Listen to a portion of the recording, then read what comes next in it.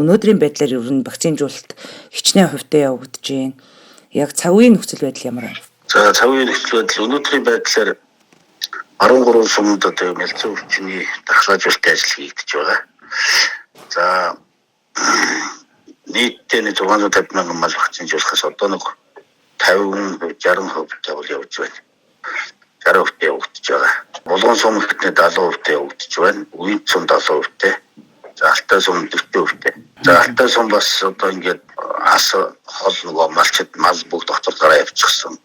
Маш их тархаа байралтай. Тэгээд мал барьдаг хүмүүс маш мага. Тэгээд ойрын төрөлд бас тагаарын байдлаас болоод тарилт явуулж ашигтай байна. Маш хүйтэн засан шуургатай. Тэгээд явсан хүмүүс маань засанд суугаад цагаараа жоохон төгсөж явах зүг байна. За нийтдээ нэг 30 гаруй мал хийж ажиллаж байна. За бусад сумуудаас 20 мал хийж одоо авчиж ажиллаж байгаа. Дайцлаганд ажиллаж байгаа. 13 сумд 10-аад мал хийж байдаг. Ингээд 30-аад мал хийж байна. Одоо яг харилцаанд бол явагдсан. Нэг сумд 6 ажлын хийж байна. Нийтдээ ингээд нэг 20 ажлын хэсэг ингээд ажиллаж байгаа. Малчид бол тэр болгон бүгд одоо хашаа хороотой байна гэсэн зүйл байхгүй шүү дээ. Тэгэхээр хашаагүй одоо энэ малчдын малыг одоо вакцин хийхэд бол жоохон хүндрэл үүсчээж болзошгүй нөхцөл байдал байгаа гэж ойлгож байна. Яг өнөөдрийн байдлаар ямар байна да? Яг хүндрэл үүсгээд байгаа асуудал. Хамгийн гол хүндрэл үүсэж байгаа асуудал бол малчд төрөөсөө малаа барьж өгөхгүй. Мал дээр 1-2 хүн байдаг. Эсвэл ганцхан эсвэл 2 хүн байдаг. Тэгээ бусад хүмүүс нь бүгд суурин одоо хүүхд чухтай хардаг суманд орсон байна. Яг хуулиараа бол одоо яг малчид бол одоо малаа бэлтгэх хэрэгтэй. Одоо малаа бэлэн байлгаж өгдөг. Тэр жоох хүндрэл байна.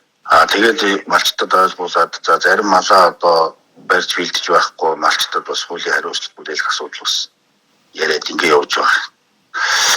За сум орон нутгад бас онцгой байдлаар шугамар бас малчдын одоо малыг барих дайчлах одоо дайчлагын хүмүүс бас гаргаж байгаа.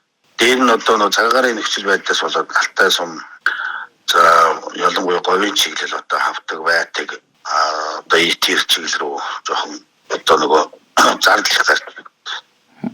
Энэ дэс одоо шатлууны зардал маш өндөр гарч байна. Вакцины нөөц хэр байна да? За вакцин бол хангалттай байх. Тэр нь бол одоо вакцин бол тийм хүрцээтэй вакцин бол авчирсан. Татаа авалт хийсэн. Малын тоо бас яг үнэн биш байна. 650 мянган толгой мал илж гин үү илүү байна гэсэн. Илүү байна гэсэн. Ер нь бол 650 мянган мал таригдахгүй юм байна.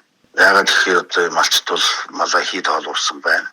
Малыг устгах ажил ер нь хэр хийгдэж байна? Хичнээн өнөөдрийн байдлаар яг танд байгаа мэдээлэлээр хичнээн тоо толгой малыг одоо устгацсан байна.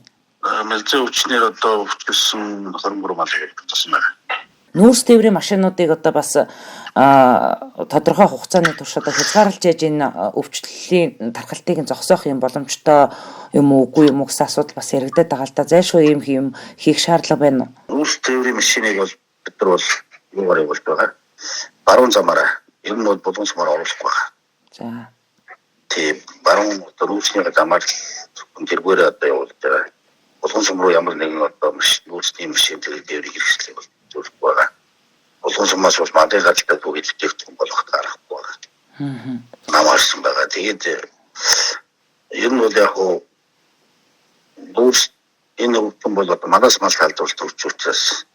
Тийм машин тээврийг хэрэглэхээр бол дамжаа халдварлах нь бол харьцахгүй гайгүй учраас нүүрсийг бол одоо хаах асуудал бол одоо бидний асуудал биш.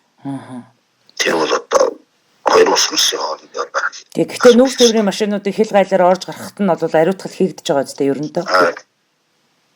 Хилийн боомхон дээр бол ариутгалыг маш сайн хайжулсан байна. За хоёр дахин нэмэгдсэн. Одоо та нарын төлөвлөгөөгөр энэ вакцинжуулалтын ажлыг ойролцоогоор одоо хичнээн мянган малд хийхээр болчихоо одоо 650-аас илүү байна гэж байна. Тэгээд хизээ хийж дуусгах гэсэн төлөвлөгөөтэй байна. Бидний уучсын 30 гэхэд дуусгах төлөвлөгөөтэй.